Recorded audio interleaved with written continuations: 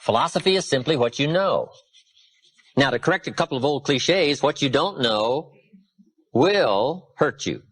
And to correct another one, ignorance is not bliss.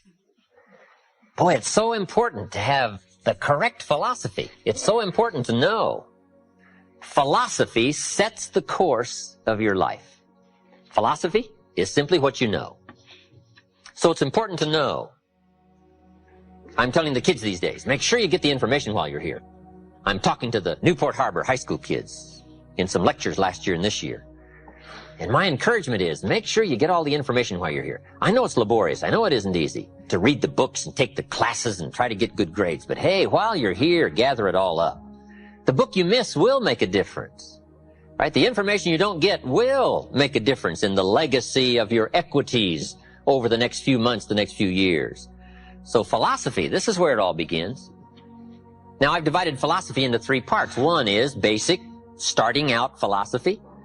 The baby starts processing information right away. Cold is bad, warm is good, hungry is awful, food is terrific. The baby starts reacting and processing information and having certain reactions to it. So our philosophy starts early, gathering information and reacting to it. Next is expanded philosophy. At least enough philosophy to be gainfully employed and offer a value to society and find your place in the marketplace. You know, be a reasonable, decent human being. Expanded philosophy. But now how do you become wealthy and powerful and sophisticated, influential and unique? Simple word, refined philosophy. The refinement of philosophy. The extra studies and the extra books and the extra classes and the extra thinking, the extra pondering, the extra give and take of testing ideas and debate and discussion. That's where the extra life comes from, is in the dimensions of refined philosophy, the extra thinking. And these are the steps of intellectual discovery that a lot of people just don't want to take, or they're too busy to take it, or it presents itself in too strong and tough a manner, these extra skills. But I'm telling you, once you start engaging in these extra skills, you won't ever want to go back. This new intellectual discovery is where the wealth is. It's where the happiness is, the good life, influence, power. Refinement of philosophy. Now, our philosophy comes from a lot of places. Let me give it to you. Number one, from teaching, the influence of others, from the books we read, from the classes we take. And you might underline the word influence. This is where a big share of our philosophy comes from. Influence. In another series, we asked three major questions. Who am I around? That's called big questions. Some questions are little and some are big. This is a big one. Who am I around? Question number two, what are they doing to me? This is called major. This is called big. Where have they got me going? What have they got me reading? What have they got me thinking? What have they got me saying? And the big biggie, what have they got me becoming? Influence plays a major role in the development of our philosophy. How we think, how we speak, the formulation of ideas, the things we weigh concerning values. All of this is so important. What we know, the mind, thinking, processing ideas and information. Ideas are simply information taking form. Now, we do something very important with what we know. We weigh it. We put it on our mental scales and we weigh it. And I don't know, we may give it a number from 1 to 10. Probably not consciously. But if we hear something and we come into possession of some information and we give it a 10, we'll probably act on it right away. If we give it a 1, we'll probably let it slide. If it's important, we'll do something about it. If we don't think it's important, we'll probably let it go. But it's so important to evaluate. A key word we learn in leadership skill training, perception. Trying to find value in something. Where is the value? How valuable is it? How important is it? Is there something here that I can't see at first glance? Is there something below the surface? Is there something in the inner workings of it? What goes behind it? What goes beyond it? What is its origin? All of these questions that help us come to the perception of value, ideas, evaluating information. Now here's what's important, to have a good set of mental scales. What if in processing information your mental scales were off? And you weighed everything a little wrong? Do you think that would affect your life? The answer is, of course. And all you got to be is a little off for 10 years. And you can imagine what the difference is. I got a key phrase for you. Life accumulates. We either accumulate the debt or the value. We either accumulate the regret or we accumulate the equity. Now, we must all suffer one of two pains, the pain of discipline or the pain of regret. And I'm suggesting discipline, mental discipline to refine ideas. Of course it's laborious, and of course it's a push, but it's called small price to pay so that you won't have the regret later on. Regret weighs tons. Discipline weighs ounces. So if you accept the early ounces of discipline of thought to refine ideas and not just let major questions go by, what about society? What about the government? What about taxes? What about religion? What about life? What about capital? What about business? What about society? All of these major questions. What about my life and my value and my place and my future? And what about life? What about origin? What about destiny? What about opportunity? What about possibility? All of these major questions, to let them go casually by is to miss the treasures that your life could accumulate into in the coming months, the coming years. So this is called major. What we ponder and what we think about sets the course of our life. It's like the set of the sail that's taking us somewhere. Let me give you a good question to write down. Where are my thoughts taking me? This is a biggie question. Where are my thoughts taking me? These are some of the things you want to make sure of.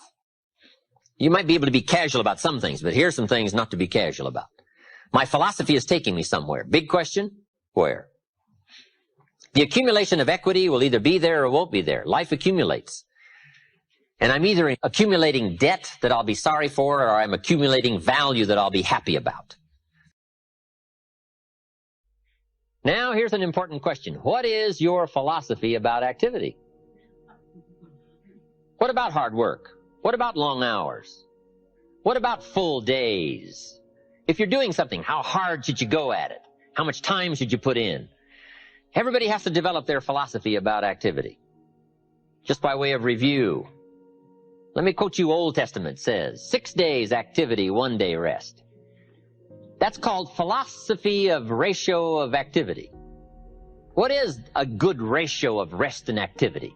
Old Testament says 6 days of one, 1 day of the other. You say, well, that's kind of old and outmoded. Well, maybe it is. I don't know. Maybe that's too old a philosophy. The old 6-1. Now, we've got it down to 5 and 2. Maybe 5 and 2 is okay. I don't know. If God would have thought of 5 and 2, he might have made it 5 and 2. But we've all got to have a philosophy about activity. Because your philosophy of activity will affect the rest of your life. Not to think so is naive. I've got a good clue on rest. Make rest a necessity, not an objective. The reason for life is enterprise. The reason for life is productivity. The reason for life is to see what we can do with the seasons and the chances and our mind and our spirit, ourselves, to see what we can do. That's what life is all about, to see what you can do. Now, the doing, you've got to have a philosophy on how much time you're going to spend doing. And I've decided that enterprise is better than ease. If you rest too long, the weeds take the garden in the summer. So you can't rest too long. Life doesn't stand still. And the threat of life will start overwhelming the values of life if you just let it go. So we've all got to have a philosophy about activity. Let me give you one of the best I know. Here's what it says. An ancient phrase says, whatever your hands find to do, do it with all your might. That's a philosophy. You say, well, I'm getting by with half my might. Well, okay, but you've got to decide on your own personal philosophy of activity.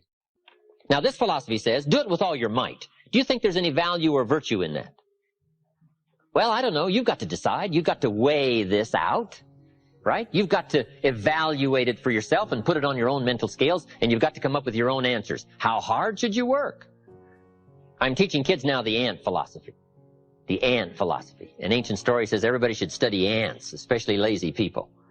The ant philosophy. Let me give it to you. It's very brief. Number 1, ants never quit. Good philosophy. If they're headed somewhere, you try to stop them, they'll look for another way. They'll climb over, they'll climb under, they'll climb around. They keep looking for another way. What a neat philosophy. Never quit looking for a way to get where you're supposed to go. Number 2, ants think winter all summer.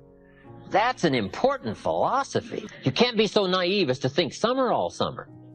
You say, well, isn't it nice? You can't think nice when it's nice. We will call you naive. An ancient story says, don't build your house on the sand in the summer. Why would we be given that advice? Because it's easy to build your house on the sand in the summer, but you must not be so disillusioned. So ants are smart. They think winter all summer. In the summer, you got to think storm. You got to think rock. You can't think sand and sun. Number 3, ants think summer all winter. That's so important. I'm sure all winter long ants say, this won't last long, we'll soon be out here. What a neat philosophy. What a neat attitude. This won't last long, we'll soon be out of here. First warm day, the ants are out. First warm day, they're out.